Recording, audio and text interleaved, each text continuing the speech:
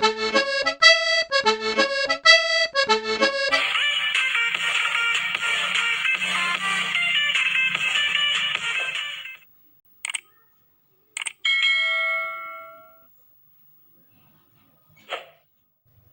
hari ini kita akan latihan soal-soal dari ekonomi, itu buat persiapan kita SKB.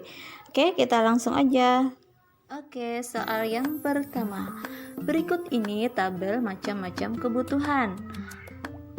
A1 makanan, A2 gitar, A3 lemari, B1 baju, B2 kamera, B3 sandal, C1 rumah, C2 TV kabel, C3 sepeda. Pertanyaannya, berdasarkan tabel di atas, yang termasuk kebutuhan sekunder adalah, oke teman-teman, kalian tahu kan kebutuhan sekunder itu kebutuhan yang kedua, artinya kebutuhan yang dapat kita penuhi setelah kebutuhan primer terpenuhi. Oke, sekarang kita lihat pilihannya. Yang A itu ada A1, B1, dan C1. Berarti yang A ini ada makanan, baju, dan rumah. Oke, ini sudah jelas bukan ya teman-teman, karena itu adalah kebutuhan primer. Yang B, A1, B2, dan C1. A1 makanan, B2 kamera, dan C1 rumah.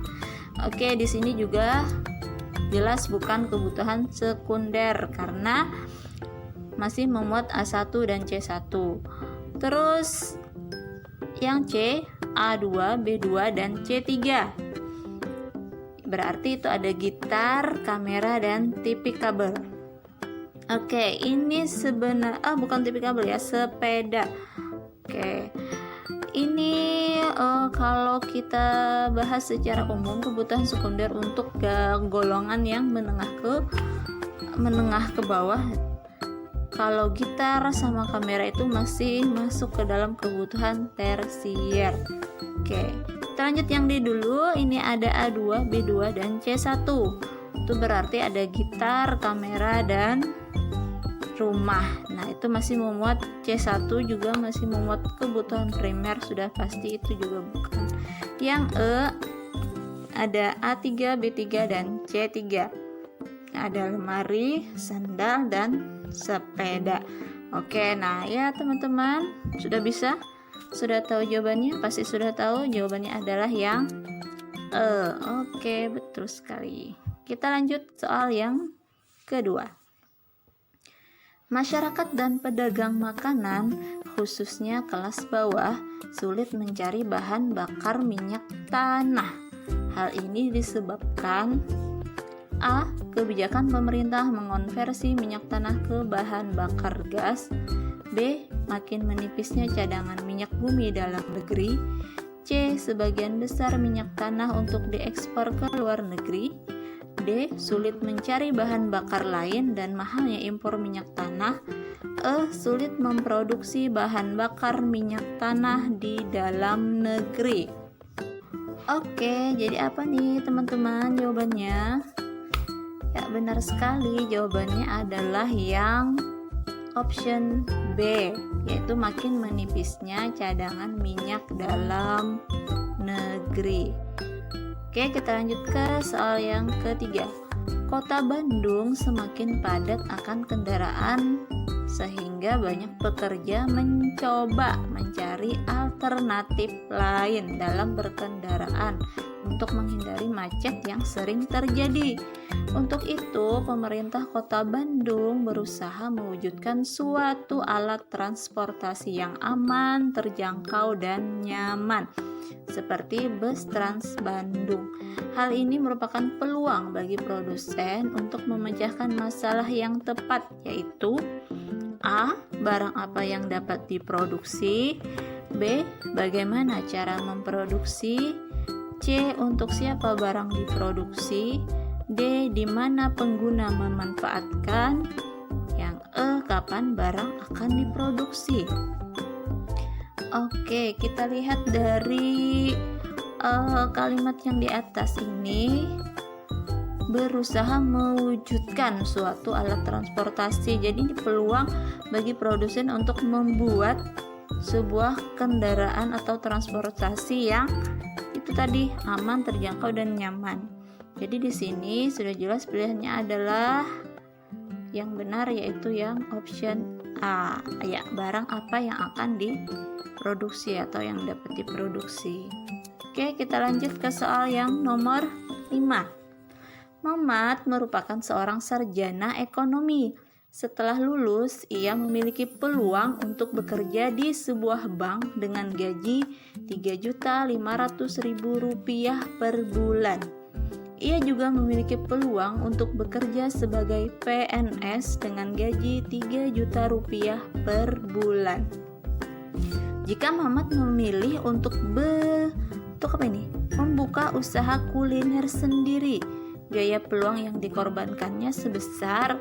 Nah, di sini dijelaskan bahwa dia ingin membuka usaha kuliner sendiri.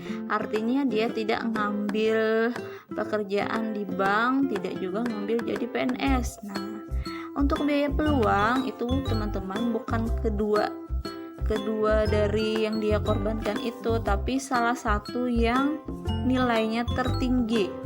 Di sini dia sudah mengorbankan bekerja di sebuah bank dengan gaji Rp3.500.000, kemudian juga mengorbankan bekerja sebagai PNS dengan gaji 3 juta. Nah, antara Rp3.500.000 dan 3 juta itu mana nilai yang tertinggi? Iya, jelas sekali, yaitu nilai yang Rp3.500.000. Jadi sudah jelas jawabannya adalah biaya peluangnya yaitu A, Rp3.500.000. Oke, kita lanjut ke soal yang kelima. Berikut ini merupakan dampak suatu sistem ekonomi yang diterapkan pada negara yang masyarakatnya majemuk. Oke, di sini ada sistem ekonomi, kemudian masyarakatnya majemuk, itu beragam artinya. Yang pertama, eksploitasi sumber daya alam. Yang kedua, keuntungan tergantung pada kemampuan mengelola usahanya.